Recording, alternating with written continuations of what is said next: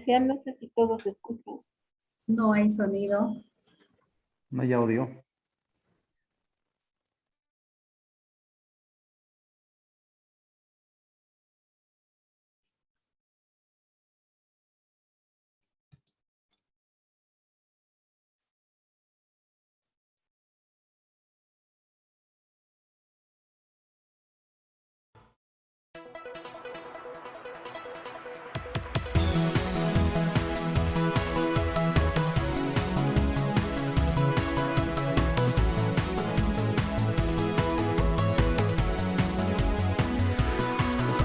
Si alguien se te está acercando mucho y dice ven a jugar, Mírale a los ojos, muéstrale tu enojo y pronto se alejará. si te hacen cosas que no entiendes y no son para tu edad, Llama a tu familia, busca un policía, nadie te debe tocar. cuidado, mira bien a todos lados. A veces la gente se porta mal, muy mal. Cuidado, que tu cuerpo es sagrado. A veces los adultos hacen mal, muy mal. Cuidado, siempre es mejor decir que no. Nadie debe de tocar tu cuerpo, eso es algo que está mal. Y si te amenazan que esto es un secreto, cuéntaselo a tu mamá. Si te llevan a un lugar extraño, corre pronto sin dudar. Aunque sea tu primo, tío o vecino, lo mejor es desconfiar. Cuidado, mira bien a todos lados. A veces la gente se porta mal, muy mal. Cuidado, que tu cuerpo es sagrado. A veces los adultos hacen mal, muy mal. Cuidado, siempre es mejor decir que no. No tengas miedo, no estás solo. Rompe el silencio. Alguien que te ama nunca te hará daño. No guardes secretos que te hagan sentir mal. Que toquen tu cuerpo nunca será un juego. Tu cuerpo es sagrado. Nadie te debe tocar. Tú tienes el derecho a crecer seguro y sin violencia. El abuso sexual es un delito y se debe denunciar.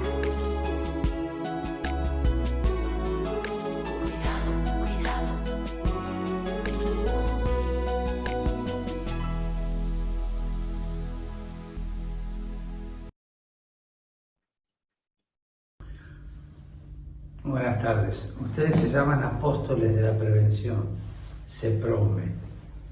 Y sé que están luchando por todas partes para prevenir. Prevenir con la fuerza del bien toda la destrucción que hace el mal. Y cuando uno ve lo que es capaz de destruir el mal, a veces se bajonea, la pierde, ¿no? No, eso no. Al mal se lo puede vencer siempre. Es un vencedor de pocos días, de poco tiempo. No puede prometerse una victoria de siempre. Tiene poca vida. Pero hay que luchar para vencerlo. No hay que asustarse. Y sé que se sufre con esto. Sigan trabajando. Van a ser incomprendidos, le van a decir que pierdan el tiempo, los van a amenazar. Porque también hay gente que amenaza. Y más de uno les va a decir que es capaz de alquilar un sicario para limpiar el campo. Sean prudentes, cuídense, pero sigan siendo valientes y trabajen. Prevenir los abusos de niños, prevenir los abusos de gente que está disminuida por situación social, por enfermedad, lo que sea, es un acto de amor muy grande. Sigan adelante, que Dios los bendiga y recen por mí también. Chao.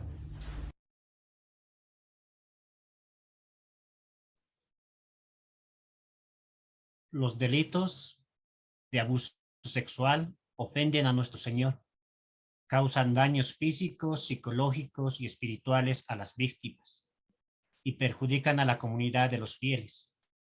Para que estos casos en todas sus formas no ocurran más, se necesita una continua y profunda conversión de los corazones, acompañado de acciones concretas y eficaces que involucren a todos en la Iglesia.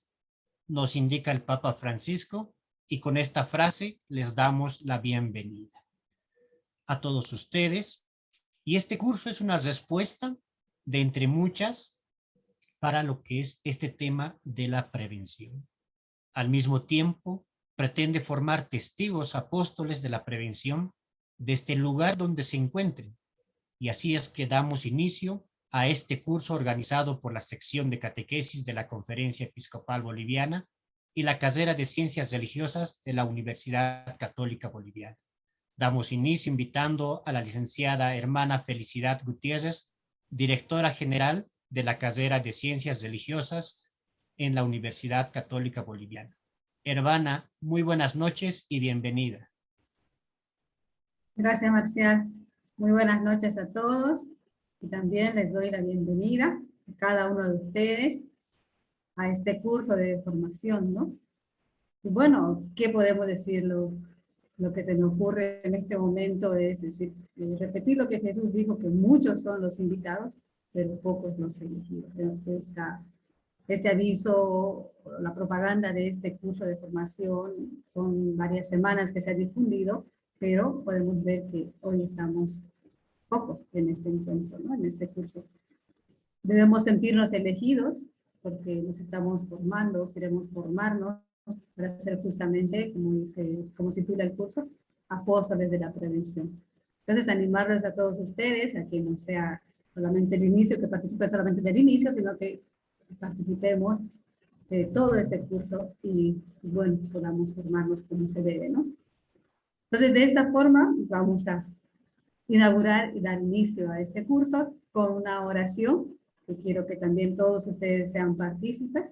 Para esto voy a compartir la pantalla y todos en un solo coro, como se dice, haremos la oración, encomendando, ¿no?, a que quien nos guíe, nos acompañe en este curso de formación sea siempre nuestro Señor. Entonces iniciamos todos juntos en el nombre del Padre, del Hijo, del Espíritu Santo. Amén. Al comenzar este curso de formación, Señor, nuestros corazones se levantan hacia ti en busca de tu mirada. Escúchanos, Señor. Da respuesta a nuestras preguntas y ayúdanos en nuestras inquietudes. Tú que eres nuestro Dios, en quien nosotros confiamos, ponemos en tus manos nuestros miedos e ilusiones. En tus ojos ponemos la pureza y sinceridad de nuestra búsqueda. Guíanos, Señor, tú que eres bueno, y que tu Espíritu nos ayude en cada paso. Que nuestra boca sea hoy la expresión de nuestro interior, que nuestras palabras arranquen de lo profundo y sean verdaderas. Señor, danos un corazón limpio para que podamos ver. A ti abrimos los proyectos y planes de este curso. Acompáñanos. Amén. Estamos en el mes de María, en el mes de nuestra Madre, pues también a ella nos encomendamos y le pedimos que nos acompañe en cada momento, en cada acción que realicemos, y que todo lo que hagamos sea siempre para glorificar el nombre de nuestro Señor. Todos juntos decimos: Dios te salve María, llena eres de gracia, el Señor es contigo, bendita tú eres entre todas las mujeres, y bendito es el fruto de tu vientre Jesús. Santa María, Madre de Dios, ruega por nosotros pecadores, ahora y en la hora de nuestra muerte. Amén. En el nombre del Padre, del Hijo, del Espíritu Santo. Amén. Nuevamente, bienvenidos a todos. Agradecido, hermana, por estas palabras de motivación, la oración y que nos anima en la formación. Ahora damos la bienvenida también al licenciado Abel Maldonado, secretario ejecutivo del área de evangelización. Muchas gracias, mi estimado Marcial. Hermanos y hermanas, tengan todos muy buenas noches. Reciban un gran abrazo fraterno en nuestro Cristo resucitado y felices Pascuas. Hoy día me ponía a recordar las palabras de nuestro Santo Padre, Francisco, cuando él reiteraba más de una vez la importancia de poder buscar justicia, ¿no?, para todas las víctimas que sufren algún tipo de abuso dentro de nuestra iglesia y acelerar todo este proceso incisivo de la acción judicial, ¿no?, para que éstas no queden impunes. También me ponía a recordar todo lo que implicaba el mutuo propio de Francisco, ustedes son la luz del mundo, en la que él va a ir estableciendo nuevos procesos, ¿no?, o procedimientos para poder denunciar el acoso y la violencia y poder así asegurar que sea un trabajo de los obispos, los religiosos, religiosas, y que tiene que haber la obligación, ¿no?, de establecer en cada diócesis, ¿no?, todo un equipo debidamente conformado para recibir todo este tipo de denuncias y acompañar. Lo que también implica el actuar activo de nosotros como laicos, ¿no? Es de ahí que también nuestro Santo Padre subraya esa precisa contribución, ¿no?, de nosotros los laicos, y en la que, en coordinación con los arzobispos, ¿no?, el metropolitano que se llama como tal, tiene que haber ese trabajo en común, ¿no? Y entonces menciona que cada diócesis, en cada arzobispado, tiene que haber la necesidad, ¿no?, de tener un equipo formado, ¿no? Y decir que él menciona que toda arzobispado, todo obispado, toda conferencia como tal, debe buscar también entre laicos profesionales, probos en la materia, el poder conformar un equipo, a lo que yo mencionaba, ¿no? Y es de ahí, tal como lo mencionaba nuestro buen hermano Marcial, el objeto de este curso de formación conlleva sobre todo un hermoso título, es Formando Apóstoles y de Prevención, y que tiene por objeto, lo que todos ya conocen, proporcionar conocimientos teóricos y estas competencias prácticas para desempeñar eficazmente como agentes dentro de este campo. Es de ahí que los animo, hermanos y hermanas, tal como decía nuestra hermana Felicia, si no me equivoco, Marcial, o Alegría. Felicidad. Felicidad, que todos los que estamos ahora conectados en el taller, continuemos hasta el final. Porque tengo la certeza que vamos a tener, nos vamos a llenar de mucha riqueza, de instrumentos, de información, que nos van a ayudar a vivir desde la familia, desde nuestra comunidad parroquial, desde nuestra comunidad laical y dentro de nuestra vida de iglesia. Muchas gracias, sean todos bienvenidos y les deseo éxitos. Muchas gracias, Abel. Agradecido por esas palabras, y ya estamos inaugurando este curso de formación permanente, formando apóstoles de la prevención. La modalidad son 6 módulos, en donde cada uno tendrá un indicador de aprendizaje con 10 preguntas, o solo se registrará la asistencia a través de formularios, que para el día de hoy solo va a ser la asistencia, ¿no? Y la aprobación se pedirá un ensayo a partir de un módulo que se ha desarrollado. Este ensayo va a ser desarrollado a nivel personal o grupal, para que se pueda ir generando un equipo en cada jurisdicción, y las instrucciones metodológicas se indicará en la última sesión. Tendremos un grupo de WhatsApp para recordar las actividades y la plataforma que será instruida el día viernes. Comenzamos dando paso a nuestro primer tema, titulado Delitos contra el sexto mandamiento del Decálogo. Nuestro expositor es el doctor en Sagradas Escrituras y licenciado en Ciencias Catequéticas. Damos la bienvenida al doctor Marcos Genaro Mercado Rojas. Bienvenido, doctor, y estamos prestos a la escucha. Muy buenas noches a todas y todos. Un gran abrazo pascual. A pesar de que ya la octava ha pasado, seguimos entonando aquel estribillo de nuestra iglesia. Este es el día en que actúe el Señor. Luego, pues, de la bonita introducción y oración que han hecho, pasamos directamente al tema. Hoy vamos a desarrollar el tema 1, propiamente lleva este título, la sexualidad. Entonces, rogamos a Elianita compartir la pantalla, ¿verdad? Pasamos inmediatamente, por favor. Tema 1, la sexualidad.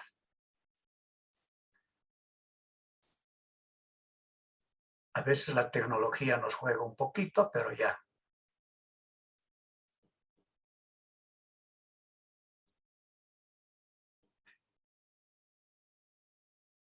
Tema 1, la sexualidad. Bien, una pequeña introducción. La sexualidad ha sido un tabú en las religiones del mundo. Por tanto, no nos sorprende también que en la religión cristiana sea también un tabú. ¿En qué sentido? En el sentido de que se buscan muchas explicaciones para el tema de la sexualidad, pero que en el fondo, ¿qué es lo que sucede?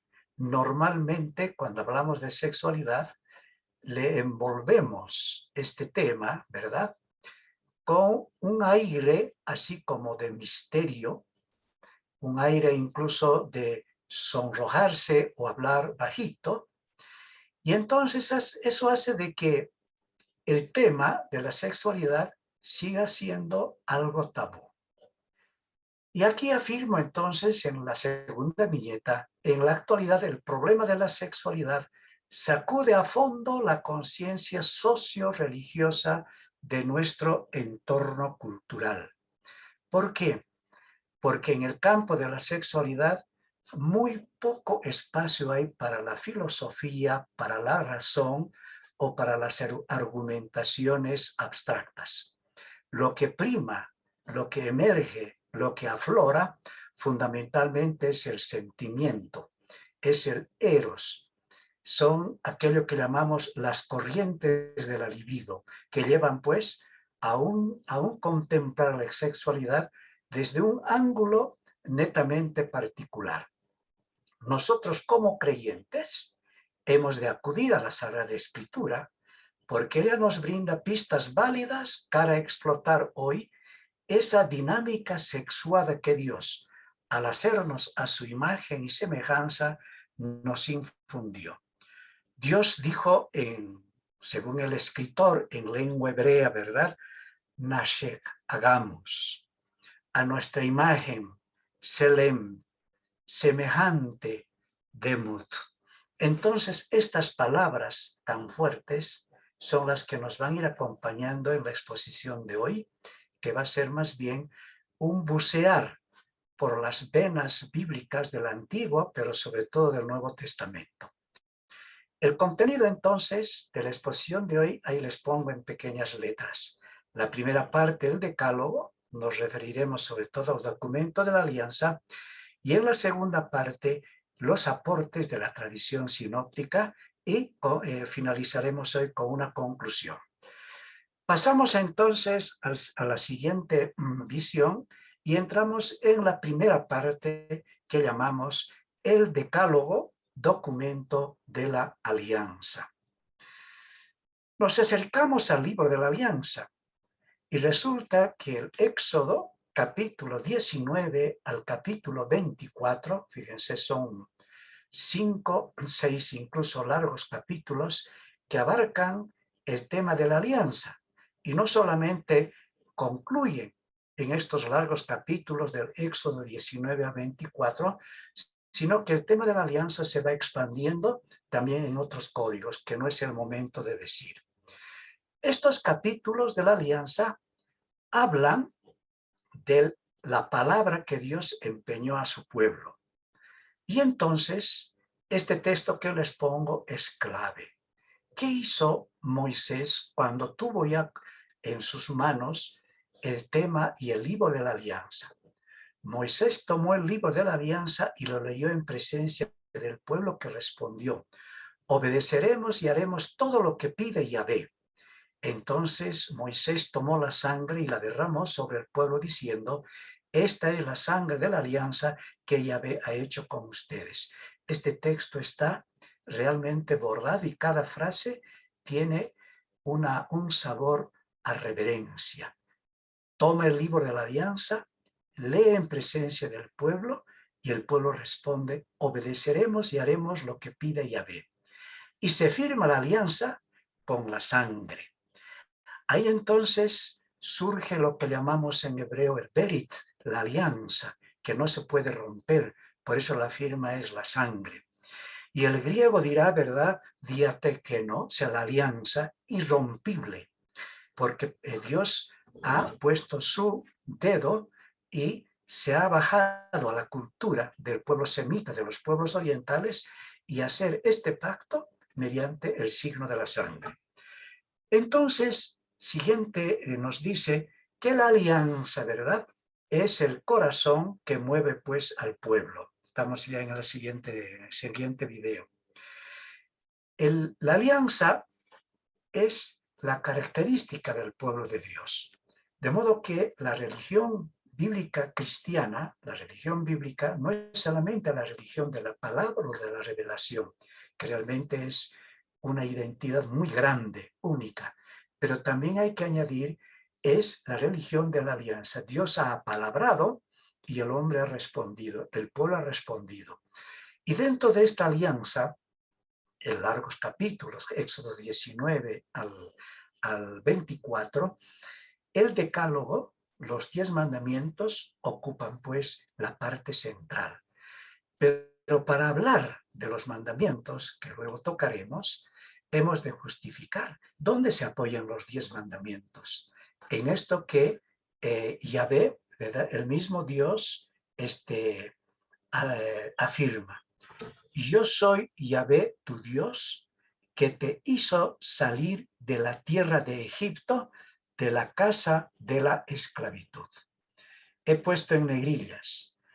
Entonces Dios no revela su autoridad como creador, ni siquiera como el Todopoderoso, sino que revela su autoridad como libertador. Porque Dios te sacó de la esclavitud de Egipto, te sacó de la servidumbre y te trajo a la tierra en libertad y de libertad. Es por eso entonces que yo te voy a entregar estos mandamientos. Entonces, entramos directamente, para ganar un poquito de tiempo, en el sexto mandamiento. Siguiente video, por favor. Sexto mandamiento, que dice: no cometerás adulterio. Éxodo 20:14, Deuteronomio 5:18. Ya mañana veremos, o diré mañana, el viernes, veremos otras formulaciones catequísticas sobre el sexto mandamiento. Ahora nos mantenemos en el texto hebreo. El sexto mandamiento, tanto el libro del Éxodo como el libro del Deuteronomio, formula de la siguiente manera: no cometerás adulterio. Por adulterio, ahí en hebreo les pongo naf, ¿verdad?, y en griego moikeia, se entiende la relación extramarital que viola pues el contrato matrimonial. Pero esto que acabo de decir de manera rápida, resulta que tiene un sentido y alcance de este mandamiento bifurcado. Cómo este mandamiento es dirigido cuando el destinatario es el varón o el hombre, y cómo este mandamiento es dirigido cuando la destinataria es la mujer.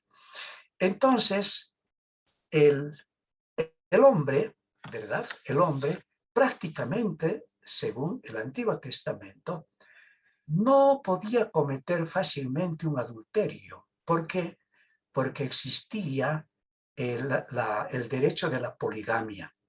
El varón podía tener varias mujeres, podía tomar una segunda mujer y considerarla pues aquella también como esposa y tener relaciones sexuales con ambas mujeres. Entonces, el tema del sentido y alcance respecto al hombre ya va diciendo pues que la mujer aparece como posesión del hombre, como un objeto más. El hombre decide, la mujer escucha. La ley no hacía propiamente una relación directa hacia el varón, puesto que existía la poligamia. Y por tanto, el hecho de tener relaciones extramaritales era considerada simplemente como aspecto cultural o contemplada en la ley de Moisés. Pero ¿qué ocurre con la mujer? En cambio, la situación de la mujer era muy distinta. Como no podía tener más que un esposo o un marido, estaba pues bajo el dominio del suyo. Por eso, ahí les pongo, en Israel el adulterio se consideró primero, ¿verdad?, como un atentado contra la ley de Yahvé y luego como una impureza ritual. Ahora bien, en esto que acabo de decir, un atentado contra la ley de Yahvé significa que el varón prácticamente, al tener la facilidad de la poligamia y la facilidad de tener incluso otras esposas, ¿verdad?, no era considerado en un primer lugar como adúltero. Él era considerado adúltero si es que la mujer casada había sido infiel y se había metido con otro varón. Pero fíjense, la mujer siempre era adúltera si rompía el contrato matrimonial. ¿Por qué? Porque pertenecía al varón.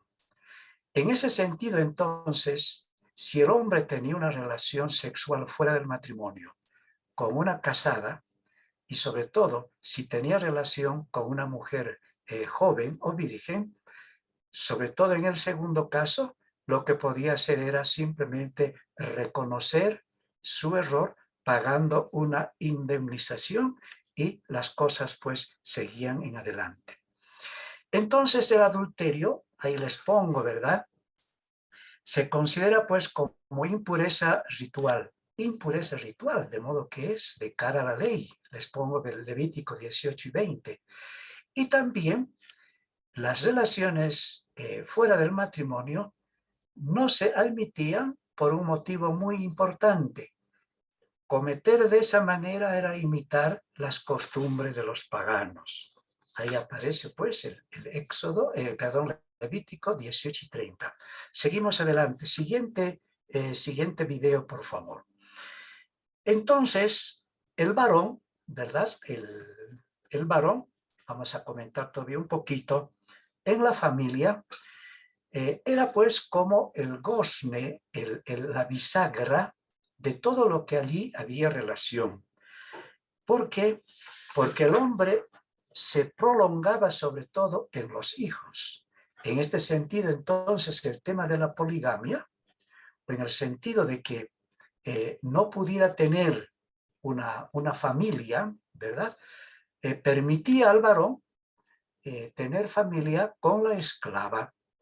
Y por esto la esposa, como ocurrió con el caso de Sara y Abraham, la esposa autorizaba al varón a tener esa relación y con la esclava o con la mujer que elegía, y entonces la esclava, a la hora de dar a luz, se ponía en las rodillas de la esposa y ahí daba a luz. Ese gesto significaba que ese hijo pertenecía propiamente al varón y el varón se consideraba como padre. Si se dan cuenta, antes de entrar al segundo discurso, estoy redondeando, la sexualidad de cara del marido y en la familia, sobre todo se entendía como la capacidad de tener familia. La prole era una continuación del aspecto viril del hombre y no tanto de la mujer. Entonces, en este sentido, ¿verdad? Entramos en el punto que aparece ahí, en el sentido del segundo discurso propiamente de Moisés.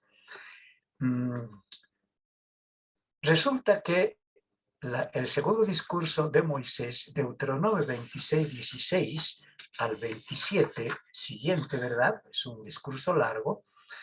Ahí se proclama, pues, el tema de los 12 mandamientos, que es lo que se llama propiamente el dodecálogo. El dodecálogo. ¿Dónde sucedió esto del segundo discurso de Moisés? Sucedió, pues, en un territorio, en el valle de Siquem, propiamente entre los escenarios de Garizim y Ebal, en estos espacios geográficos de Garizim y Ebal. Allí está un pequeño valle que se llama Siquem. Allí entonces se proclaman los 12 mandamientos, o lo que se llama el decálogo, el dodecálogo. Y la estructura de esta manera de estudiar este discurso era muy interesante. Los levitas en voz alta dicen las prohibiciones sobre las que pesa la terrible amenaza de Yahvé. Dice, maldito será el que no cumpla esto. Y el pueblo participaba en la ceremonia y a cada una de las maldiciones respondía pues con la expresión de amén, un término tan conocido. El dodecálogo, casi seguro que muy pocos han leído, o al menos en el contexto en que nos movemos, el dodecálogo prescribe leyes sociales muy importantes y maldiciendo las transgresiones de los fuertes sobre los débiles. Pero, sobre todo, especifica las prácticas sexuales abominables. Deuteronomio 27 al 23, que ahora voy a leer. Dice, versículo 20, maldito aquel que se acuesta con la mujer de su padre, porque descubre el borde del manto de su padre, y el pueblo responde, amén. Maldito aquel que yace con cualquier bestia, y el pueblo responde, amén. Maldito aquel que se acuesta con su hermana, y el pueblo responde, amén. Maldito aquel que se acuesta con su suegra, y todo el pueblo responde, amén. Como ven, son textos muy antiguos que se han ido perdiendo en el tiempo, pero que finalmente el Deuteronomio lo recoge aquí, especificando pues estas prácticas sexuales abominables. Siguiente video, por favor. Desde aquí entonces, antes de eso, por favor, volvemos al punto anterior, a ver si no se van a distraer con la segunda parte de la tradición apostólica. Entonces, una vez que hemos leído una parte de este 12 decálogo, de 12 mandamientos del decálogo siquemita, que está en el discurso de Moisés, hay pues una serie de observaciones que todavía tenemos que hacer. Cuando el hombre era considerado inútil, marginado desde el punto de vista sexual. Únicamente si el varón tenía anomalía física comparable, pues, que era anomalía física que le imposibilitaba cumplir con su deber de generar vida. Deuteronomio 23.2 que dice, 23.2, el varón que tenga los testículos aplastados o el pene mutilado no será admitido en la asamblea de Yahvé. Se van dando cuenta qué fuerte, ¿no? Es un texto muy crudo, pero a la vez muy claro. Si se van dando cuenta hasta ahora, la familia pues no estaba basada en el amor. Era la necesidad de tener descendencia que primaba sobre la relación o el tema del sexo. Entonces, vamos pues a la segunda parte como estaba indicada en el video, por favor. Una vez que hemos visto muy brevemente la sexualidad en el Antiguo Testamento, vamos pues al aporte de la tradición sinóptica. ¿Por qué he elegido la tradición sinóptica? Porque es el que mejor, sobre todo Mateo, recoge este trasfondo que acabo de decir para desarrollar el tema de la sexualidad. La gran pregunta es, ¿puede el ser humano del siglo XXI beber del mensaje evangélico y sacar conclusiones válidas para su antropología sexual? Este, diría yo, es la parte más, espinosa, si quieren, desde el punto de vista de interrogación. Un siglo XXI con con tanta tecnología y sobre todo con tantos temas que giran alrededor del sexo. Seguimos, siguiente video, por favor. Entonces, entramos al Nuevo Testamento y lo primero que tenemos que reflexionar es la sexualidad y la familia. En el Nuevo Testamento se desmitifican todos los fetichismos religiosos que oprimían al ser humano de aquella época. Marcos 2:27, ¿qué nos va a decir? No está hecho el hombre para el sábado. Por tanto, la religión tampoco. La religión tiene que ser un campo donde el ser humano ha de vivir también en libertad y respirando a pulmón lleno aires de libertad. Entonces, desde el punto de vista de el hombre está hecho para sí mismo, para dar gloria a Dios y no para el sábado, tampoco está para esclavizarse de la religión, entonces uno cayendo en la mera normalidad, en las leyes, en lo que está prescrito, ¿qué está haciendo? Por un lado, ensalza la sexualidad, o sea, la sacraliza. Si yo me centro exclusivamente en el sexo y digo esto es lo más importante, etcétera, etcétera, estoy sacralizando. O si me descuido y digo esto es secundario, realmente estoy animalizando lo que es este gran don del sexo. La sexualidad, pues, en el tiempo de Jesús, como en todas las épocas, además del placer, daba hijos. Y como el varón era el único que creía tener este poder, todo giraba alrededor de sí. Es lo que llamamos propiamente el machismo.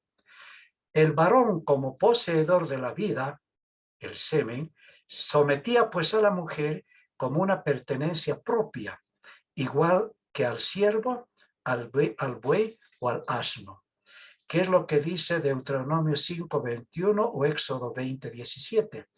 No codiciarás a la mujer, ni a su burro, ni a su esclavo, ni a sus bienes.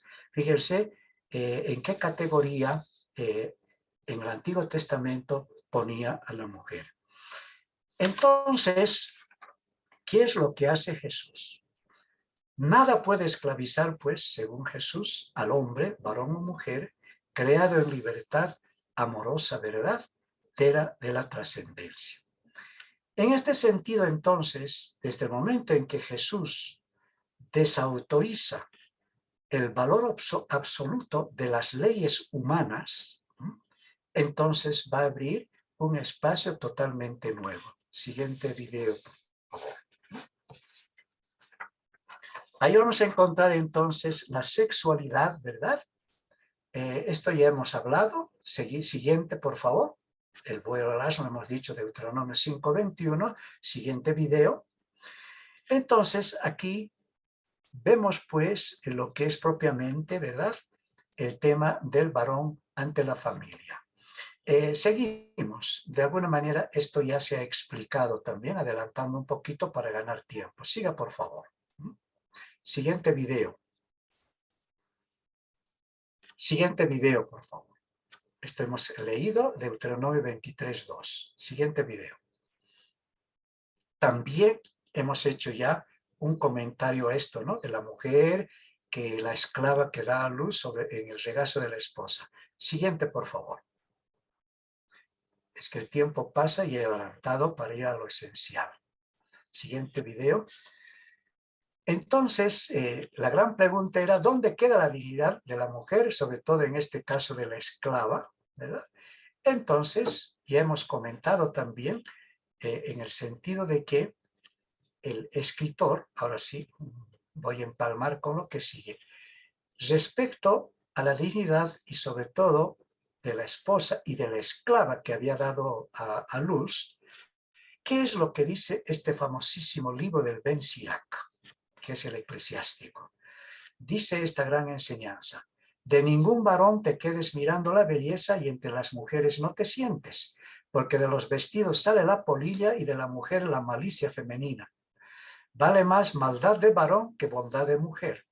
La mujer cubre la vergüenza y oprobio. Esto es fuerte, ¿verdad? Y en este sentido, entonces, con esta enseñanza, los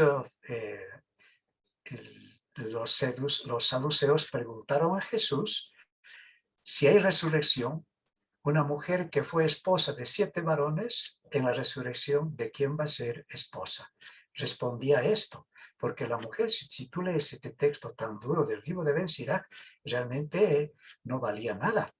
Dice, de los vestidos de la mujer sale la polilla, sale la malicia femenina, y vale más maldad de varón que bondad de mujer. Siguiente, por favor. Estamos adelantando. Pasamos los videos. Jesús ante la familia. Seguimos, por favor. Aquí entramos. Ya Jesús propiamente entonces ante la familia. La idea central es que, ¿verdad? La mujer, según el panorama que hemos expuesto, era más que un objeto que una persona. Y la obligación, en el tiempo de Jesús, de todo hijo, era pues seguir los pasos del Padre. Jesús cuestiona esta tradición. ¿Qué es lo que dice Jesús? El que quiera seguir a su padre o a su madre más que a mí, no es digno de mí. Jesús, por tanto, no quiere una familia cuya unión no sea la fuerza del amor. Entonces estamos viendo la visión de Jesús ya sobre la familia. Segunda idea, Jesús sobre la familia. Jesús rompe con el parentesco que emana del egoísmo. Con una autoridad que usa de la sexualidad para ensalzar al varón en detrimento de la mujer, tal sociedad está podrida pues en su raíz. Por eso fueron a Jesús y le dijeron, tus parientes te buscan, tu madre y tus hermanos te buscan. ¿Y qué es lo que dijo Jesús según Marcos, los textos que tienen ahí? ¿Quiénes son mi madre y mis hermanos? Mi madre y mis hermanos y mis parientes son los que escuchan la palabra de Dios y la ponen en práctica. Esta frase está rompiendo el parentesco sanguíneo, el parentesco que surge de la virilidad del varón, del semen del varón.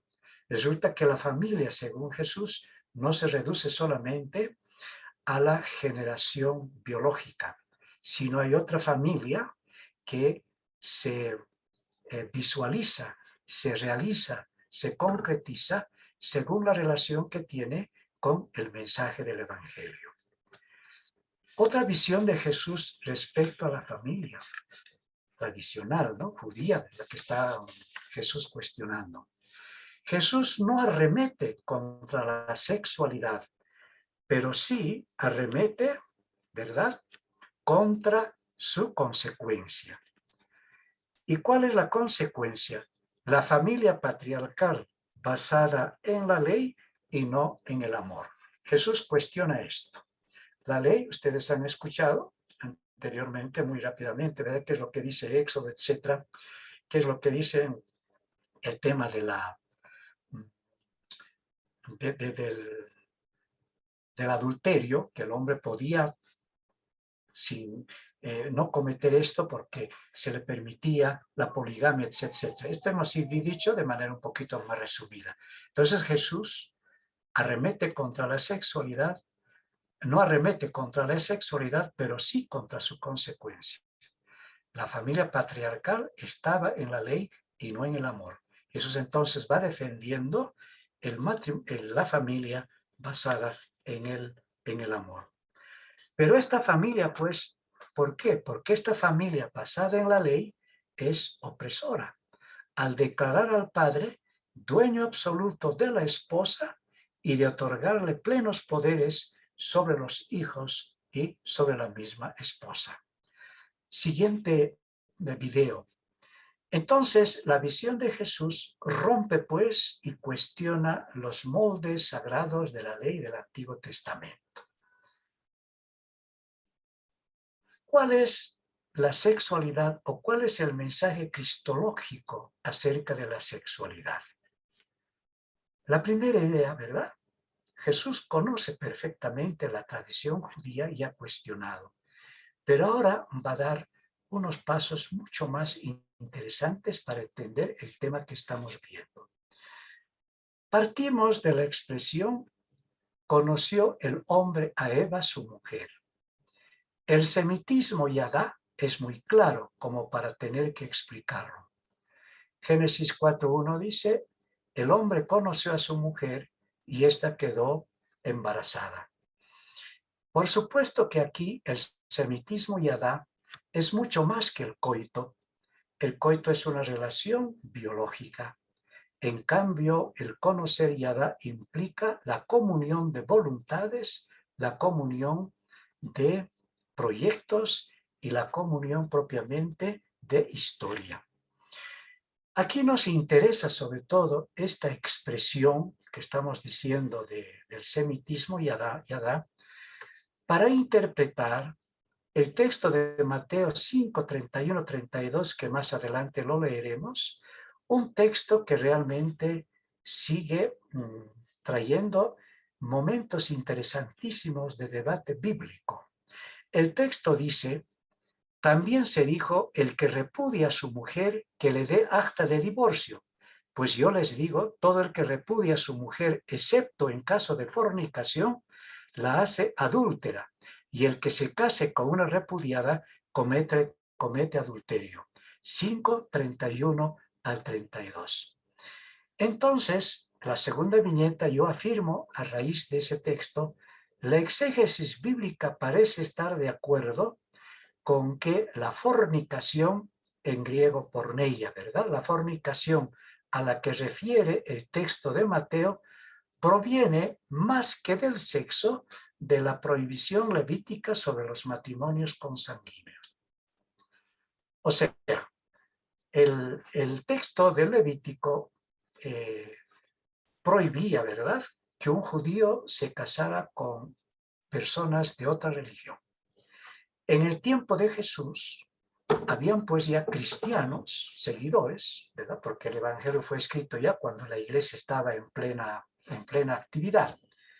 Cuando la iglesia estaba en plena actividad. Entonces,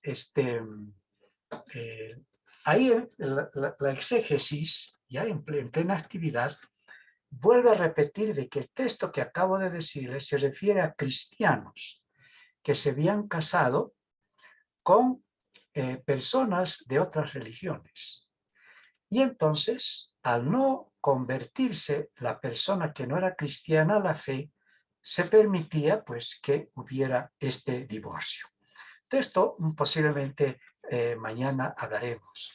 Y también retoma la prohibición del libro del Levítico sobre los matrimonios consanguíneos, porque en los primeros tiempos, en las comunidades cristianas, los que venían del paganismo y se convertían al cristianismo, muchos de ellos habían contraído matrimonios consanguíneos, porque estos matrimonios eran muy comunes en las otras culturas y en las otras religiones. Por esto, el original de esta palabra, ¿verdad?, de porneia, fornicación, con esta palabra el autor quería expresar la licitud de las separaciones matrimoniales de aquellos cristianos convertidos que, viniendo del mundo pagano, tenían por esposos o esposas a parientes cercanos. Hay que entender bien entonces esto que estamos comentando del texto de Mateo. Entonces, el mensaje cristológico al respecto ya está hilando fino. Se va a referir sobre todo a aquellos que han de hacer una opción total por Cristo. En esa opción total por Cristo, por supuesto, estas consideraciones que estamos haciendo no tienen cabida, porque en la concepción de Cristo el sexo se apoya en el amor, no se apoya en una ley o en un mandato o en una tradición. Seguimos, por favor. Entonces, al margen, pues, de esto que hemos dicho, del tema, ¿verdad?, del expuesto, existe una constante en los textos bíblicos. Conocerse, yada, significa, pues, cohabitar, fornicar, en el buen sentido de la palabra, ¿no?, que estamos explicando. Cuando Adán, el varón, cohabita con Eva, la mujer, se conocen íntimamente. Pocas palabras podrían explicar con mayor claridad el significado real de la fornicación o conocimiento íntimo entre dos seres. ¿Qué quiero decir con esto? Que el verbo yadad, el conocerse, no es simplemente el coito, sino es el de la comunión de dos personas que se juegan el todo por la pareja. El motivo del yadá es el amor. Amor total y absoluto que mañana o el viernes desarrollaremos con mayor detención. Entonces, ¿qué sucede en el adulterio o en la fornicación? Cuando ella se va y se mete con otro varón, ¿qué significa? Que esa relación que anteriormente tenía con su esposo, entre comillas, no estaba basada en el amor, estaba basada en una tradición, en un interés, en una intimación, en una explotación, o viceversa. También hay hombres que pueden irse rompiendo el lazo matrimonial basado simplemente en la ley o en la comunión biológica. Se puede ir. ¿Por qué? Porque no encontraba en la pareja una auténtica comunión. Entonces, cuando la Biblia habla, ¿verdad?, de yadá, está diciendo de que ese encuentro es el más serio, es el encuentro total, es el encuentro de alguien que pone en manos de otra persona su historia, su vida, su felicidad. Y lo que mueve a ese encuentro es el amor. No es la tradición, ni el interés. Ni siquiera le mueve la antigua idea de proyectarme en los hijos. Es una idea que viene como consecuencia de una entrega total, fusión, el amor entre dos personas, varón, mujer. Entonces, resumiendo, no es el marido el que echa a la mujer a su antojo, sino la mujer la que se va porque ama a otro o viceversa. ¿Por qué? Porque ese amor no se basaba en el significado serio antropológico del yadá, simplemente se basaba en una ley o en una prohibición o en el machismo. Pero a su vez, el amor es la exigencia máxima en cualquier actuación de Jesús. Esto lo pongo fuerte, porque superamos en el campo cristiano bíblico todo este tema de la sexualidad si aterrizamos en el campo total del amor, porque el amor da significado y da solidez a esto que estamos diciendo. Seguimos adelante, por favor. Siguiente video. La sexualidad judía ante la resurrección de Cristo. Esto es interesante. La sexualidad judía a nivel personal era bastante permisiva, como hemos visto, especialmente con el varón. No así a nivel social, porque la gente criticaba. La nueva visión, en esta nueva visión que hemos desarrollado, no es preciso pues tener descendencia para seguir viviendo. Quien cree en él, en Cristo, ya ha resucitado. Y a partir de esta realidad no existe padre o madre, hermana o hermana, esposo o esposa que puede esclavizarse. Solamente existe una persona, Dios, que es un papá. Por eso solo absolutamente hay uno. Seguimos, por favor. Siguiente video. Entonces, cuando llegamos aquí, ¿verdad? Al hablar de Jesús de esta forma, que acabo de decir sobre la familia, está presuponiendo que el celibato es superior a la vida en pareja.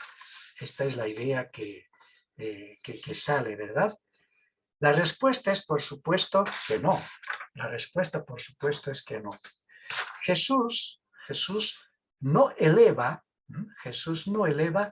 el celibato sobre el matrimonio. Antes bien, sitúa al matrimonio en su justo valor. La sociedad judía repudiaba al hombre soltero porque su vida no daba frutos. Y en cambio, Cristo, tras su resurrección, nos revela que la vida auténtica no se viene y no se tiene solo por el semen, ni por el óvulo, añadiríamos hoy, sino que la vida auténtica viene de lo alto. Si bien el celibato en el Antiguo Testamento era visto simplemente como un defecto, ya comienzan a haber célibes a nivel personal, como eran los nasires, quien no conoce a Sansón, o algún profeta como Jeremías. Había también nasires colectivos, los recabitas, los anahuim, y por supuesto, quien no tiene noticia de la famosa comunidad de Qumran. Y en el dintel del Nuevo Testamento tenemos a Juan el Bautista, que era célibe, y por supuesto Jesús. Entonces, si te das cuenta, Jesús, al elevar el celibato y al dar un sentido profundo con su vida, no está comparando ni está parangonando con el matrimonio. Simplemente coloca al matrimonio en su justo valor. Cristo, que es el amor hecho carne, nos reveló que el amor, por formar parte del ser del hombre desde los orígenes y proceder de la libertad, de la libre voluntad de Dios, no puede legislarse. Y Cristo, a través de su sexualidad, amó de la forma que libremente quiso. ¿Cómo? Contraviniendo la ley judía. No se casó, porque la ley judía mandaba casarse. El matrimonio era una ley institucional y el que no se casaba era mal visto.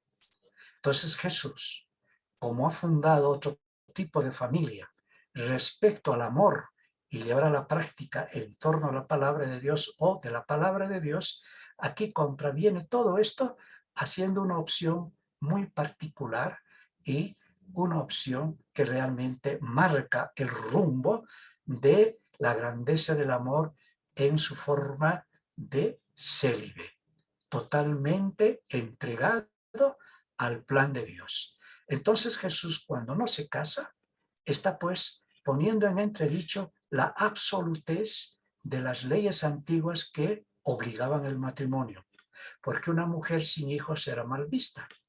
Lloraba su virginidad. Recordemos lo que pasó con la hija de Jefté, que murió, ¿verdad?, sin ser madre, y lloraba más el no ser madre que la muerte misma que sufrió. Entonces, en la tercera viñeta yo hago esta afirmación. La sexualidad para la procreación se limita a marcar la descendencia. En cambio, la sexualidad para el amor lleva al plan del Creador. Por eso el matrimonio, que hablaremos el viernes con mayor insistencia sobre el matrimonio sacramento, por eso el matrimonio, la sexualidad en el matrimonio se basa en el amor, hasta que la muerte nos separe. Y hay un juramento, y hay una bendición. Entonces, esa sexualidad, si bien incluye la procreación, pero también está sobre ella, Siguiente video. Entonces estamos viendo que cómo, ¿verdad?, Jesús desde la resurrección le va dando pues un toque muy distinto. La sexualidad humana, entonces, ante Cristo, ¿verdad? La sexualidad humana ante Cristo. Quien se queda entonces en lo meramente genital responderá como hicieron los discípulos cuando Jesús les dice que no se puede repudiar a la mujer. Jesús dijo, no se puede repudiar a la mujer a no ser que sea en un caso así como hemos explicado de un adulterio, ¿verdad? Que más bien apunta a cristianos que no habían abrazado la fe cristiana. Jesucristo habla con los discípulos sobre el amor y ellos hablan sobre el egoísmo, porque Jesús les dijo, esto que les he dicho es posible desde el amor de Dios. Y ahí dice este famoso texto, hay eunucos que han nacido así, por eso eran repudiados como leímos en el libro del Deuteronomio, no por el que tenía el pene aplastado, etcétera, etcétera, era echado de la comunidad judía. Hay eunucos que nacieron así, hay eunucos a quienes les hicieron los hombres, o sea, los castraron, como eran aquellos que cuidaban el harem de los reyes, ¿no? Cuidaban el harem, que era el conjunto de mujeres de los reyes. Y Jesús dice, ¿verdad? Y hay eunucos por el reino. Y el que entienda esto, que entienda, porque eso viene de Dios. Hasta Jesús entonces, el varón, aunque Señor, era esclavo de su propia ley. ¿Por qué se casaba? Porque mandaba la ley, incluso se podía dar el lujo de considerar a la mujer como propiedad, tener su poligamia, etcétera, etcétera. Tenía que demostrar su virilidad para pertenecer a la Asamblea de Israel. Jesús va más allá. En el reino de Dios pueden entrar y entran los célibes. Qué interesante esto que estoy diciendo, porque estamos viendo la sexualidad en su versión totalmente completa. Amor, matrimonio y amor, el celibato. Siguiente video, por favor. Ya estamos entrando en la recta final. Jesús entonces acepta libremente su soltería porque el reino acoge a todo ser humano. Según la ley, Jesús fue un proscrito. ¿Por qué? Porque no se casó. Y fue proscrito también porque murió en la cruz. Pero según el amor del que estamos hablando, desde el plan de Dios, que es totalmente amor, ¿quién fue Jesús? Fue redentor, pues en Él y con Él todos los humanos tienen la posibilidad de realizarse. La sexualidad que proclaman los evangelios, a tenor de la opción de Jesús, es libre y personal. De modo que si la gente opta por el matrimonio, opta por vocación de manera libre y personal. Y si opta por la vida célibe, castidad, hace de la misma manera. En este sentido, entonces, la sexualidad pertenece al ser del individuo. El ser humano no tiene sexualidad porque eso es abstracto. El ser humano es un ser sexuado. Es un ser sexuado. Y este ser sexuado es un don de Dios. Y Jesús, en su encarnación, fue un ser sexuado y optó, pues, por ser célibe. Siguiente video, por favor. Ya entramos en la recta final. Cristo, entonces, contraviniendo las leyes de su época, humaniza la sexualidad situándola nuevamente en el centro de la persona y no en el centro de la sociedad. La sexualidad es una decisión personal. No tengo que hacer caso a lo que dicen los demás, la sociedad, los medios, etcétera, etcétera, la moda, incluso la misma familia. La sexualidad de Cristo no se individualiza, se personaliza. Individuo es uno del montón. La persona, en cambio, es un ser concreto y repetible. Su mayor riqueza no se encuentra en el individuo, es el encuentro con el otro, en el nosotros, donde hay el eco bíblico de esta vez sí que es hueso de mis huesos y carne de mi carne. Eso solamente se puede decir desde el amor verdadero. El que ha optado por el matrimonio, hueso de mis huesos y carne de mi carne. Y el que ha optado por el celibato, por el amor que renuncia, ¿verdad?, al matrimonio, también ha de decir en su entrega por el reino: estos sí que son huesos de mis huesos y carne de mi carne. Lo que interesa es crear la familia de Dios. Jesús entonces asume una sexualidad personalista porque en su asunción recogió a los otros, a los malditos y proscritos por la ley. Esto es muy importante, esto que acabo de decir, que el viernes comentaremos. Tenemos que hablar quizá en otro momento, ¿no?, sobre los homosexuales, etcétera, porque son pues proscritos por la ley. ¿Cuál va a ser la actuación? Esto necesita una reflexión, pero no viene al caso. Entramos en el siguiente video, ya en la recta final. Adelante, Elianita. Conclusión. La sexualidad es en definitiva uno de los bienes que el ser humano supo hacer suyos en transcurrir de los tiempos. Cuando el homínido dominó al animal, se hizo hombre. Por ello, el reducir este poder al acto procreativo, como en los viejos tiempos, es olvidar el redescubrimiento del amor, renunciando al mismo Dios que hizo posible tal transformación, porque Dios es esencialmente amor. Entonces, el tema que hemos visto desde el aporte de los evangelios sinópticos realmente nos hace contemplar el sexo, el tema de la sexualidad, con ojos de amor. Es un proyecto de vida a realizarnos en el amor y por el amor, mirando siempre a Cristo y su propio mensaje.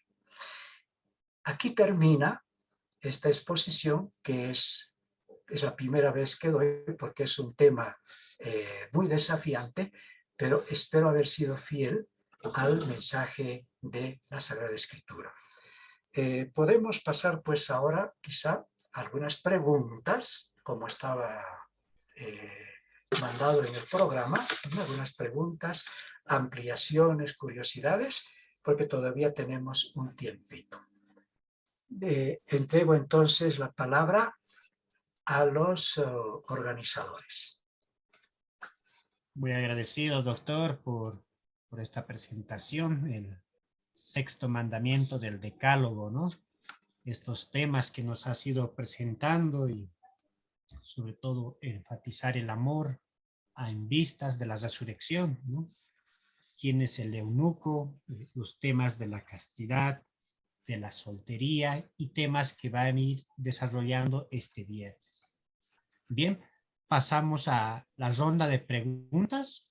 La modalidad para que ustedes vayan consultando a doctor Genaro Mercado va a ser que puedan ir escribiendo a través del chat aquí en el Zoom, como también pueden levantar la mano digital y nosotros vamos a darle, activarle la mano, el micrófono, ¿no? El día viernes vamos a tener la segunda parte de este tema para desarrollar el sexto mandamiento del Decálogo. Y ahí el doctor ha ido haciendo énfasis en algunas cuestionantes, ¿no?, que se va a ir desarrollando este viernes. Aprovecho también en que para la jornada de hoy vamos a tener un formulario que va a estar habilitado hasta las 9 de la noche como asistencia y a la vez para corregir también sus nombres. Algunos han puesto mal, entonces vamos a ir corrigiendo esos nombres y para todas las sesiones va a ser a través del link que han ingresado el día de hoy, que les ha llegado a su correo. Bien, ¿nadie se anima a alguna consulta, alguna pregunta? Parece que les he convencido. Nos ha convencido, doctor.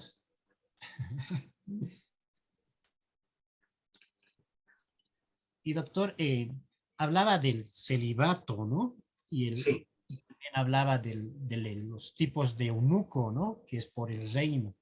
Y también hablaba de la soltería de Jesús que hablaba, ¿no? Y hablaba el celibato, ¿no?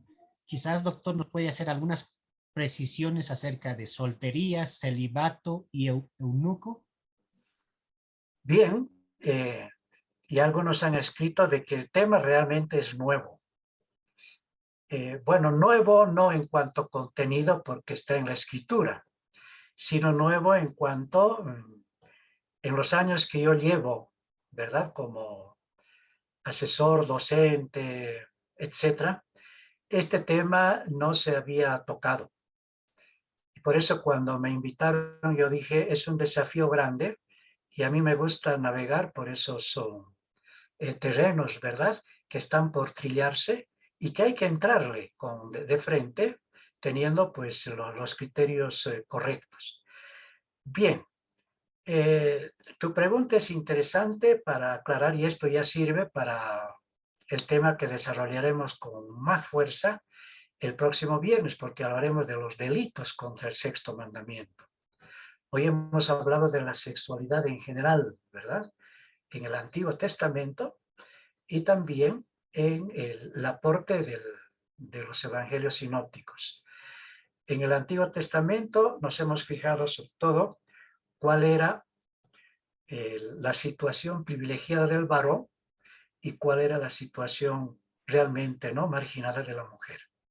Y en el Nuevo Testamento hemos visto cómo Jesús ha ido corrigiendo esto, etc.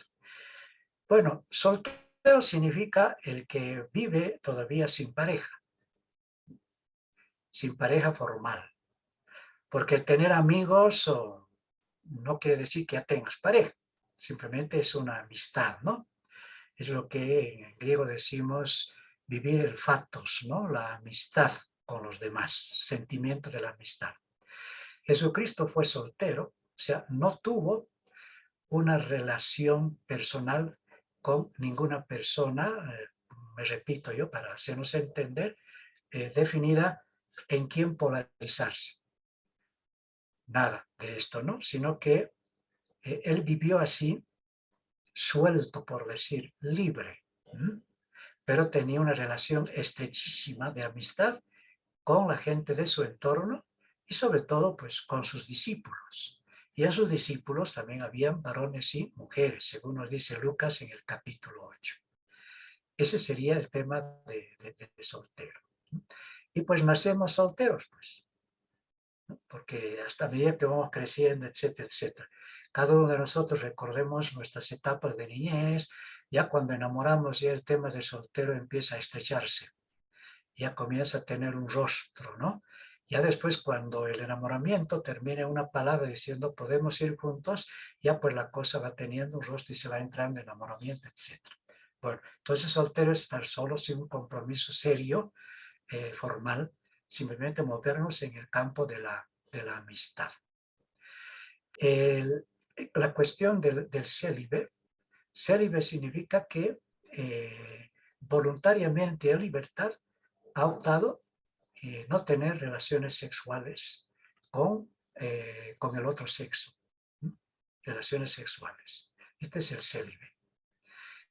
Es una opción de vida en libertad, opción al amor.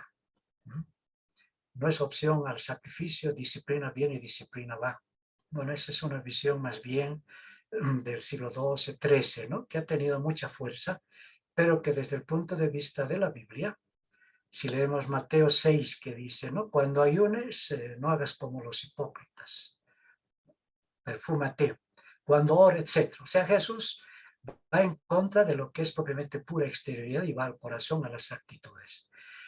Entonces el célibe es por una opción personal grande, si entramos en el campo cristiano, es por una vocación, porque en el campo civil hay célibes por amor a la ciencia. Hay científicos, varones o mujeres, que han permanecido así porque dicen, para mí la ciencia es total. Bueno, es una opción, pero nosotros apuntamos a la opción personal, antropológica, que tiene mayor colorido y tiene un rostro. Entonces es una opción voluntaria a consagrarse a realidades distintas que exigen la relación sexual. Este sería el tema del celibato. Y la castidad es una virtud del celibato. O sea, castidad significa permanecer fiel en esa opción. Porque uno puede ser célibe, a lo mejor unos X tiempos y luego pues ya. Ahora, castidad es permanecer en el celibato hasta pues hasta la conclusión de la vida, ¿no? Entonces ya entramos en el tema de Jesús, que fue, por un lado, soltero. Por otro lado, fue célibe y fue casto, porque murió y entregó la vida por esa opción, por el reino de Dios. Y a partir de ahí entonces surgen lo que se llaman los consejos evangélicos. Hay gente hoy en día, ¿verdad?, sobre todo en la vida consagrada y en la vida sacerdotal, que han optado pues por este camino inspirados en Cristo. Es a esto que Jesús se refiere para que entiendan a sus apóstoles, porque la gran pregunta era, luego que Jesús habló en el capítulo 19 y en el capítulo 5 de Mateo, sobre el tema del matrimonio, que si bien era una alianza, pero también había situaciones en que esa alianza se rompía, ya sea porque uno o una de la pareja no profesaba la misma religión, o sea, no era seguidor de Cristo, o a lo mejor, como dice la tradición, ¿verdad?, se habían casado antes de su conversión al cristianismo con familiares próximos, la consanguinidad. Entonces, Jesús habla, bueno, estos casos bien estudiados tienen que ver, a ver si llegan también a un divorcio. Pero los apóstoles, que como ellos están formados a la antigua, dicen, si esa es la situación del varón, porque el único que podía dar divorcio según la ley antigua era el varón, si tal es la situación del varón, entonces no vale casarse. Bueno, pues voy a perder, ¿no?, mi privilegio que me da la ley de Moisés. Entonces Jesús les lanza todo ese programa que ya conocemos. Hay eunucos que han nacido así, o sea, gente que tiene defectos físicos.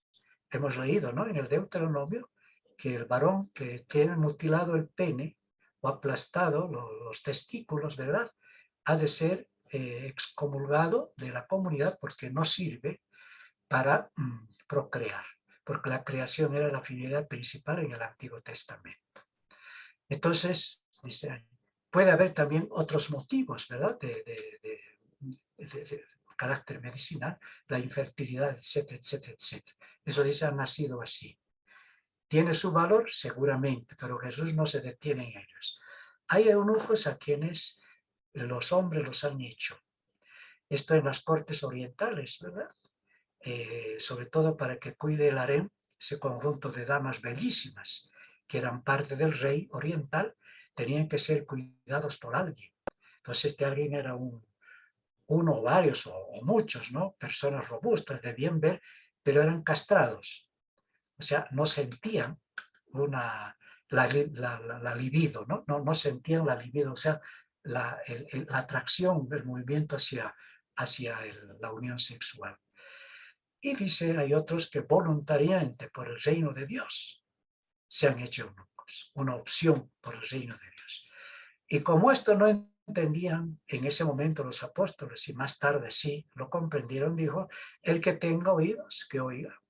Y lo que para los hombres es imposible, para Dios es posible. Este sería un poquito la gama que estamos hablando sobre el gran valor de la sexualidad.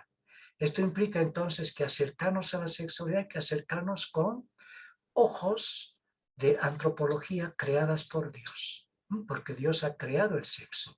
Génesis, ¿verdad? Dios nos ha regalado, nos ha hecho seres sexuados. Entonces, desde este punto de vista, estas expresiones pues tienen su profundidad y también su eco.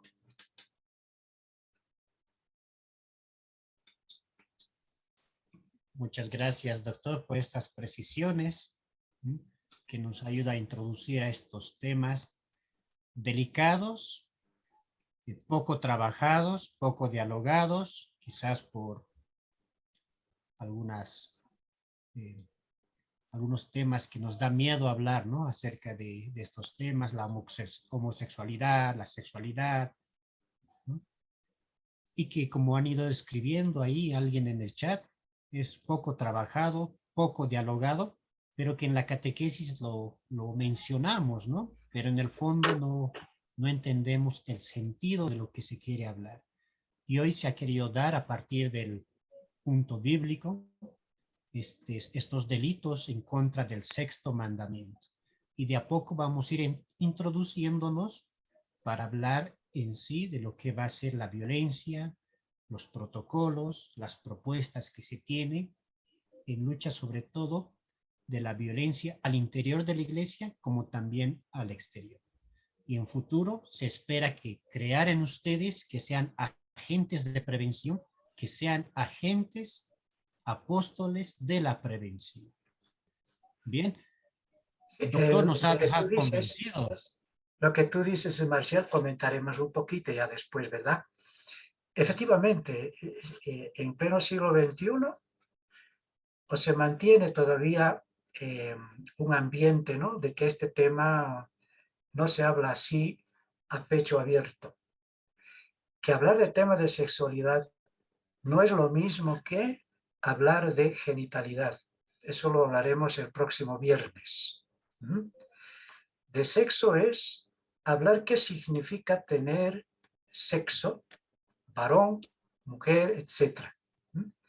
Y cómo el sexo es un don de Dios y que cómo se ha de utilizar y que está unido a la vida. Entonces, este tema generalmente o se confunde con la,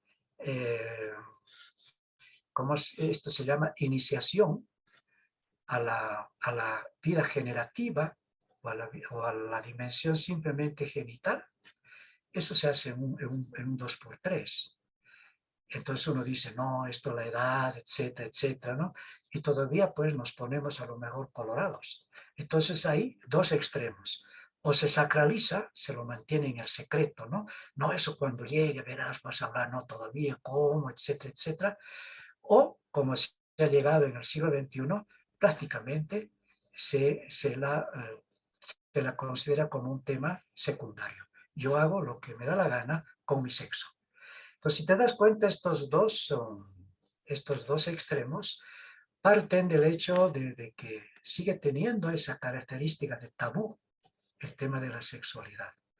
Y desde el punto de vista bíblico, has visto, mi querido hermano, ojalá me haya dejado entender, es un don de Dios, una belleza, es participar de la vida de Dios y nos ha regalado para disfrutar, vivir el amor. Entonces, iniciar, ¿verdad?, en la sexualidad es iniciarles y hablarles y abrirles al amplio campo del amor.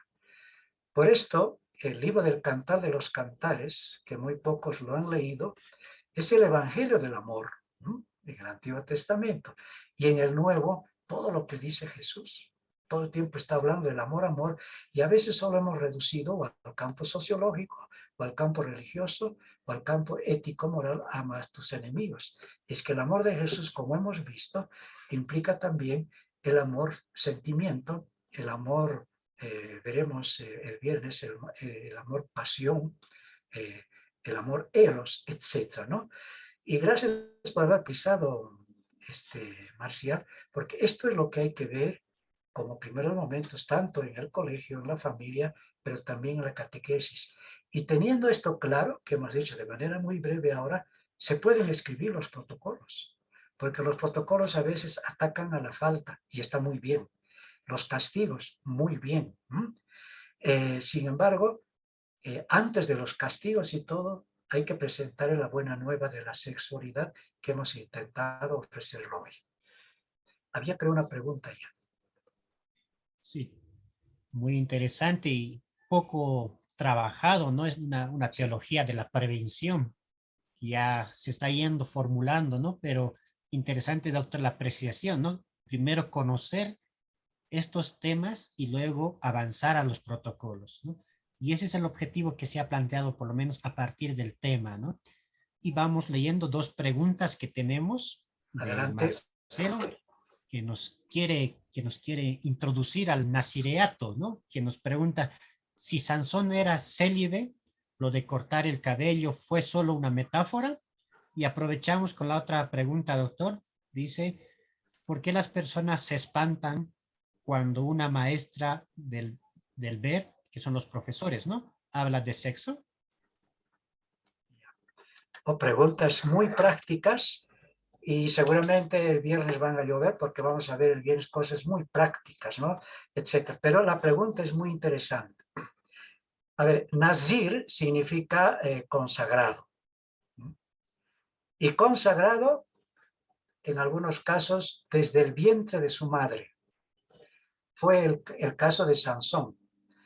Yo le rogaría leer el capítulo 13 del libro de los jueces. Cómo la mamá de Sansón estaba trabajando, un ángel se le aparece y le dice, tú vas a ser mamá.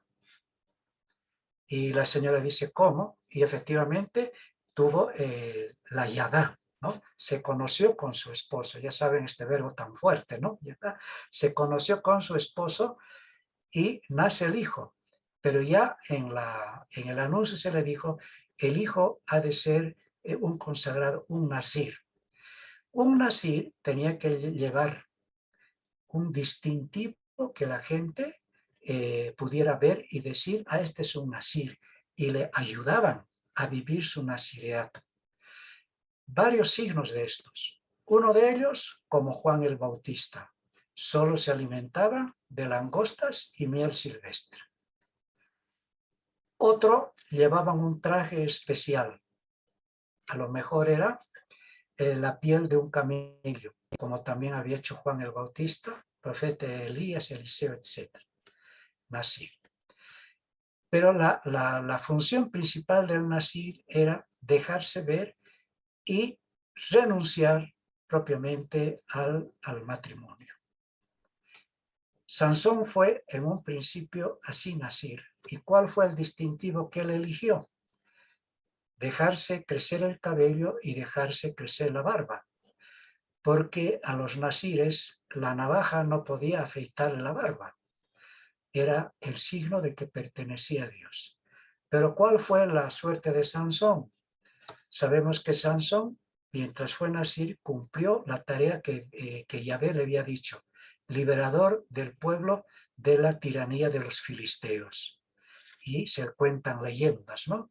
Cómo con la fuerza pues matar. Bueno, eso ya son relatos épicos que tienen otra finalidad. La finalidad de que decir que Sansón cumplió. Pero ¿qué pasó?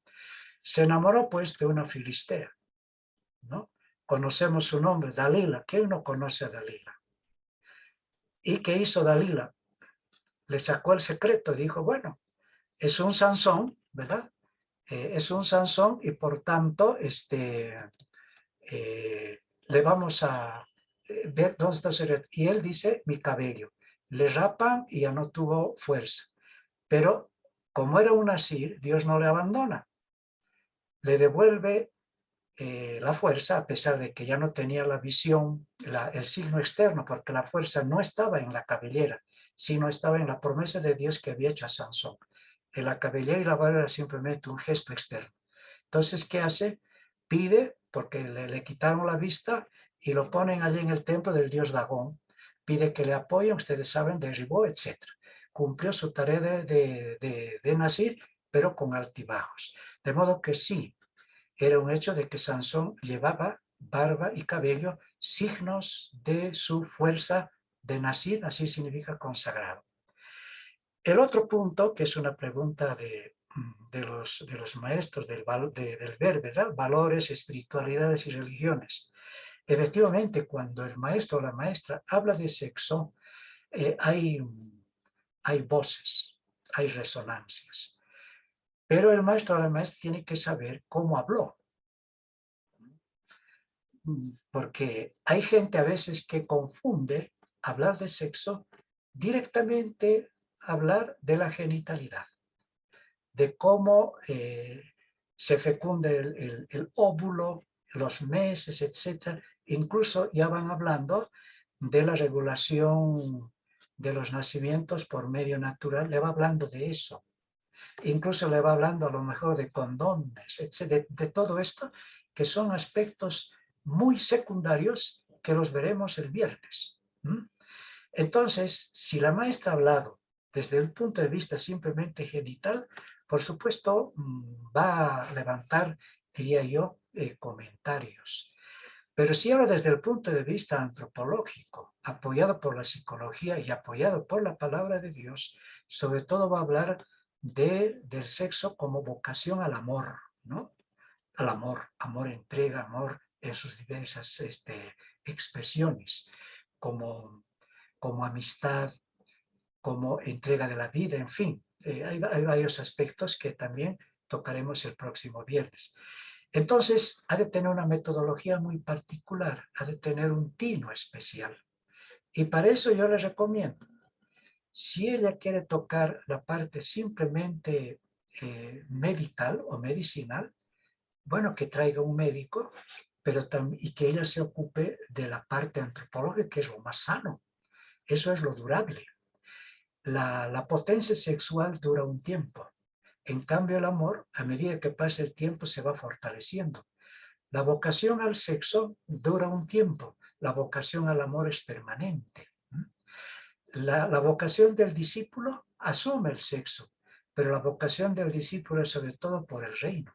Incluso puede hacer opción por el celibato. En fin, depende en qué ambiente se hizo, pero normalmente en el ambiente en que se haga, la gente hace. Por eso, mi recomendación práctica, ¿cuál es? Antes de hablar de este tema a los niños o jóvenes, no sé, o adolescentes, es bueno tener 2 o 3 reuniones mínimas con los papás. Vamos a hablar de esto, o ustedes en casa ya hablan de esto, incluso de la parte genital. Es distinto que los padres hablen de genitalidad en casa y distinto de que el profesor, como es el educador, hable del tema del amor sobre eso. Entonces esto hay que planificarlo. No es simplemente toca ahora esto o aquello. Abro un pequeño paréntesis. Hoy el gobierno ha lanzado el programa de la despatriarcalización de la familia, pero se mueve en el concepto de género, no se mueve tanto en el concepto de sexualidad, ¿ya? De género. Pero ahí también hay algunos temas que incluyen esto que tú has dicho. A la hermana profesora, profesional, etcétera, le agradezco esta pregunta. Hay que tomarla con toda serenidad, pero aplicando estos consejos que se los da un viejo maestro, porque yo también he sido catequista y también he sido docente. Muy claro y que te reta estos temas y nos lleva a una planificación futura, ¿no? Vamos a ir concluyendo. Vamos a dar la palabra a Johnny Mamani, por favor. No se oye.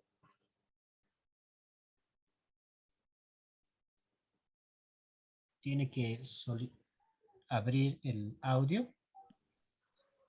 Ahora sí. Muchas gracias, buenas noches hermanos, Marcial, doctor Genaro, gusto de escucharlo pues aquí. Entonces, mira, mi pregunta es lo siguiente, ¿qué edad sería adecuado para hablarles a los jovencitos, a los niños? Porque a veces en la catequesis ocurre de que para la confirmación se les habla de sexualidad, también de genitalidad a partir de los 15 años para adelante.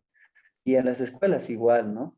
Se les adecua una edad de 15, 16 años, porque antes como que siempre hay miedo, como que siempre hay un tabú, digamos, y ahora también sucede que en el medio, en la sociedad, les hablamos a los niños, o le hablan a los niños a los 11 años, a los 12 años, como que indirectándole, tu papá va a tener un fusil o le va a escapar, entonces no sé, los niños cuánto se pueden dar cuenta de esto, cuánto cuidado hay que tener.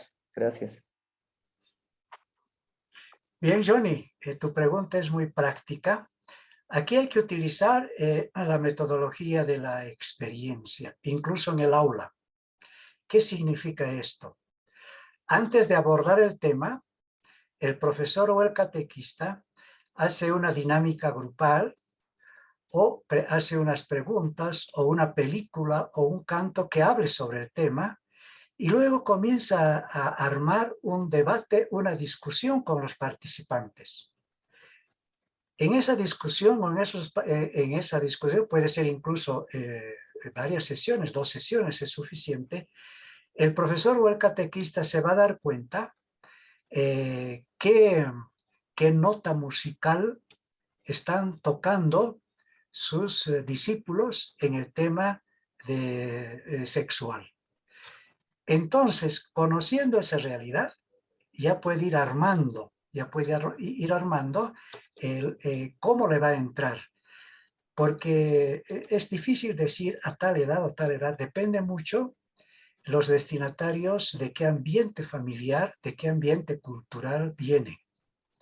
Y hoy, si a esto añades el tema de las redes sociales, en cuestión de información, los chicos incluso están de vuelta, de retorno en algunos temas, ¿no? Del catequista. Pero en cambio, en el tema de la madurez, del amor, etcétera, por supuesto que no. Primero, la edad no la tienen. Y segundo, sobre esos temas no van a encontrar en las redes sociales, porque las redes sociales, ¿verdad? Apuntan a otro lado. De modo que no se puede dar una ley fija ni una sugerencia general. El catequista ha de partir, o el profesor deberá de partir de la realidad sobre ese tema. Entonces, una consulta, una pregunta, un debate, un canto, o una estrategia pedagógica, ¿verdad? Va a ayudar mucho a decirle qué respiran y en qué grado respiran y cuánto respiran en el campo del área de la sexualidad los estudiantes que tiene ahí al frente. Y a partir de ahí comienza, por supuesto, hay que orar, ¿no? Para que las palabras sean bien elegidas y toda palabra sea impactante, real y al mismo tiempo constructiva.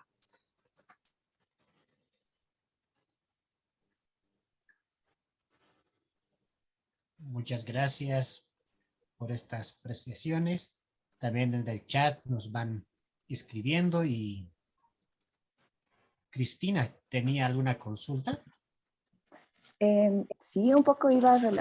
Bueno, primero muchas gracias, doctor Genaro, por la... ¿Cómo estás, Cristina? Qué alegría verte. Realmente. Bueno, era un poco relacionado con lo que hizo mi compañero en la anterior consulta. Más que una consulta, era también algo que me llama el haber escuchado la disertación, ¿no? Había una parte en las diapositivas que mencionaba que si hoy en día este análisis de la palabra, tanto del Antiguo Testamento como del Nuevo Testamento, nos da un mensaje para una acción práctica. Bueno, así yo lo he entendido. Y bueno, como de lo que comentaba el otro compañero, me venía mucho a la cabeza el hecho de que cuando estamos dando la catequesis a los niños llevan los 10 mandamientos. Y usualmente cuando se hace eso, o sea, el primer mandamiento, amar a Dios sobre todas las cosas, los mandamientos de respetar a tus padres y todo eso siempre es tantos ejemplos prácticos para los catequistas, pero justamente, por ejemplo, el 6º mandamiento es uno que los catequistas lo mencionan y como que se escapan de decir algo más al respecto, ¿no? Y me parece muy interesante el tema de que viendo el Antiguo Testamento en el contexto sociocultural, religioso que tenían, ¿no? Es un pensamiento que hay que entender el contexto, ¿no? Y creo que es muy importante abordar, por ejemplo, para los niños, el tema de los 10 mandamientos, tomando en cuenta mucho esto de lo que dijo del mensaje de Jesús, que es el amor, que todos lo sabemos, pero específicamente respecto a este tema de los mandamientos, o por ejemplo del 6º mandamiento, ¿no? Y que a veces lo tomamos muy por encima, porque justamente hay como una, no sé, tal vez vergüenza, o el no saber cómo decirlo, el no saber cómo expresarlo. Entonces, eso, y bueno, agradecer, ¿no? La disertación del tema. Gracias, Cristina. Efectivamente, Cristina. Incluso en la formulación, el 6º mandamiento, tanto en el Éxodo como en el Deuteronomio, dice: no cometerás adulterio. El Catecismo de la Iglesia Católica en compendio dice: no cometerás actos impuros. Y el Catecismo de Astete, Gaspar Astete, que un catecismo que todavía tiene vigencia, ¿no? Dice: no fornicar. Entonces, cuando se toca el tema de fornicar, inmediatamente se va a la parte negativa. Fornicar es tener comercio sexual fuera de lo que significa el contexto pues, de alianza, etcétera, etcétera, ¿no? Y nos hemos comido todo esto que tú mismo has comentado. Además, tú tienes una buena formación bíblica, ¿no? De esto que hemos comentado, que en el Antiguo Testamento el tema del adulterio era sobre todo considerado desde un punto de vista antropológico, religioso, jurídico. Y como en todas las civilizaciones antiguas, el varón siempre llevaba la ventaja, entonces todo esto iba a favor del varón. Incluso el tema del adulterio, como hemos visto, ¿verdad? Las leyes eran más laxas para el varón que para la mujer. Entonces viene Jesús y cambia todo, y resulta que el sexto mandamiento no solo ha de estudiarse, ni siquiera es la puerta principal, el tema ético. El tema ético, el tema moral es consecuencia, aplicación práctica de algo más grande que Dios ha hecho y ha regalado. Los hizo Ish, macho, Isha, hembra, varón, mujer, y los hizo a su imagen y semejanza. Ese es el mayor don. Nos ha hecho para el amor, para la comunidad.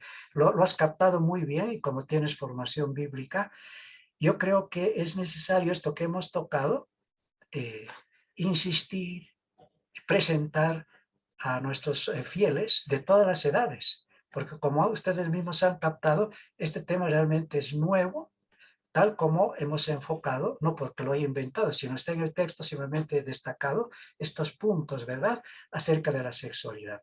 Gracias, Cristina, por tu intervención. Bien. Ya en la recta final, doctor, hay algunos comentarios en el chat que nos dice Dafne, ¿no? Desde la Biblia, pero muchos jóvenes se sorprenden que la Biblia trate estos aspectos porque piensan que la materia de religión es solo rezar. Mucho depende del contexto, ¿no? Y así hay otro comentario también que dice Reinaldo, podríamos decir que en la Sagrada Escritura, en los distintos libros, presentan un tratado sistemático ética sexual.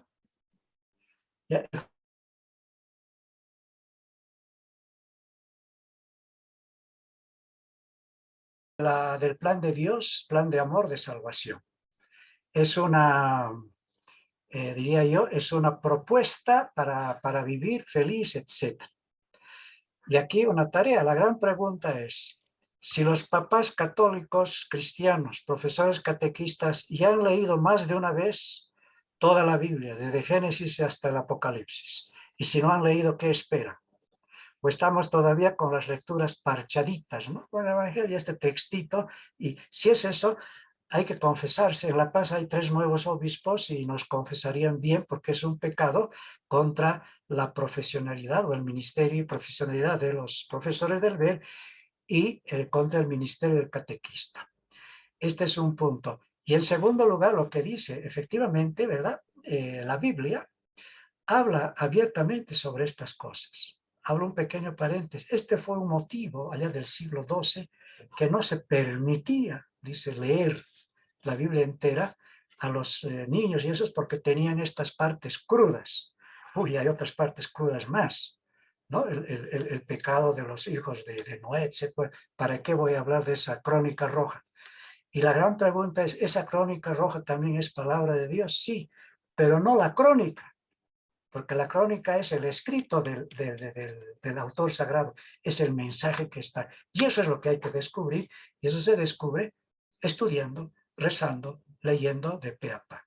Así que tarea, Marcial, leer la escritura por lo menos una vez de principio a fin. Bueno, muchísimas gracias, doctor Genaro, por compartir esta noche sus conocimientos, su experiencia, y bueno, también para hacernos recordar, ¿no? Y reflexionar sobre ese tema que usted nos ha compartido.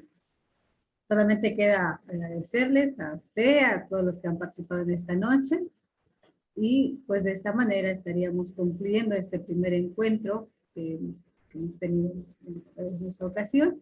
Bueno, como les dije, que no sea el primero el último, sino que sea el primero y sigamos por el segundo y con los siguientes que vienen hasta concluir todo el curso. Muchas gracias. Adiós, gracias, hermanita. Muchas gracias. Les esperamos este día viernes a las 7 de la noche. Ya nos ha ido anticipando el doctor algunos temas, ¿no?, muy interesantes, cruciales. Y a la vez aprovecho, en el chat ya está el formulario de asistencia para que vayan corrigiendo sus nombres.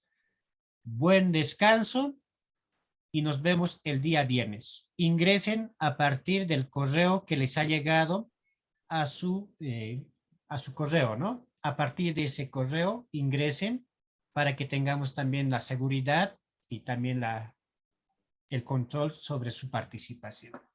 Buen descanso, nos vemos el día viernes. Y si en el caso tienen algunas consultas, ya pueden ir formulando y podemos ir planteando al doctor Genaro.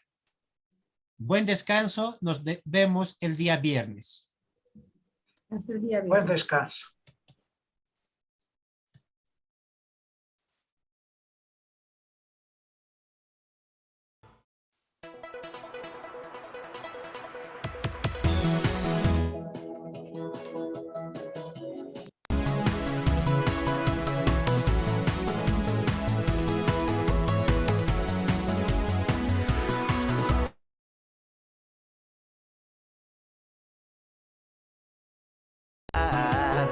Mírale a los ojos, muéstrale tu enojo y pronto se alejará. Si te hacen cosas que no entiendes y no son para tu edad, Llama a tu familia, busca un policía, nadie te debe tocar. cuidado, mira bien a todos lados. A veces la gente se porta mal, muy mal. Cuidado, que tu cuerpo es sagrado. A veces los adultos hacen mal, muy mal.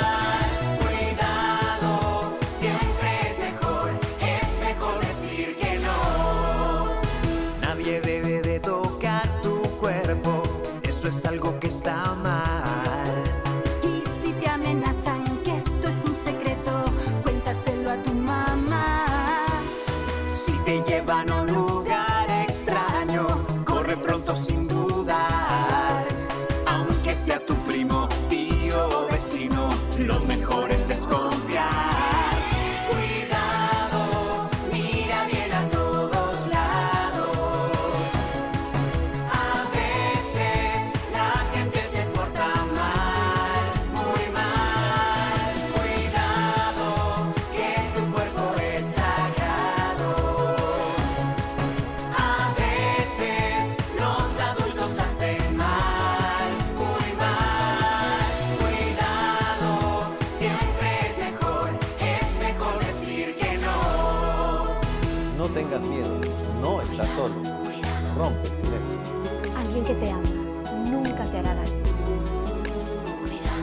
No guardes secretos que te hagan sentir mal. Que toquen tu cuerpo nunca será un juego. Tu cuerpo es sagrado. Nadie te debe tocar. Tú tienes el derecho a crecer seguro y sin violencia. El abuso sexual es un delito y se debe denunciar.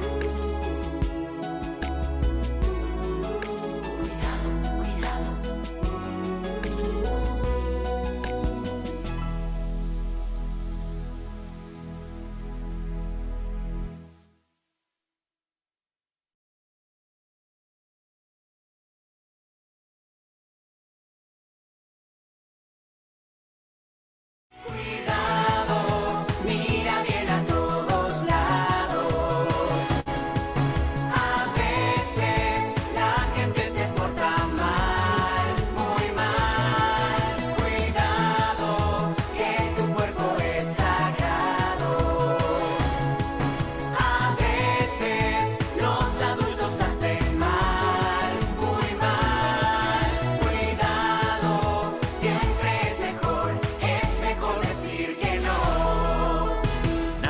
debe de tocar tu cuerpo.